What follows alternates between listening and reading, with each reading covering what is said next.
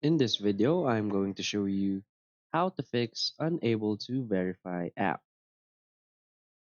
So please watch the video until the end and follow this tutorial step by step to avoid making mistakes. So let's get started. If in any case, you're trying to open an app on your iPhone and a pop-up message says that it's unable to verify the app and an internet connection is required to verify trust of the developer. So if that message pops up, what you can do to fix that is to simply go to your settings.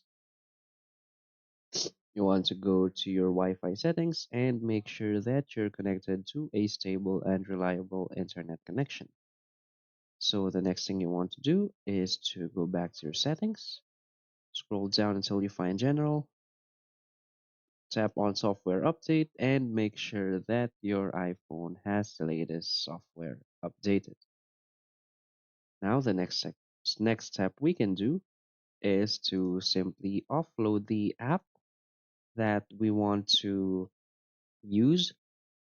So what we want to do is again go to general, go to iPhone storage, and just select the app. For example, let's just say Netflix. Let's just select this app and just simply tap on offload app. Now tap offload app, just wait for it.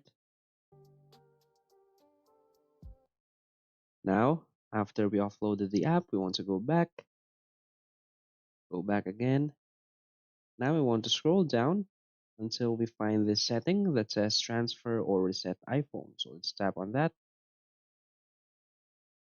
tap on reset, and just simply tap on reset network settings.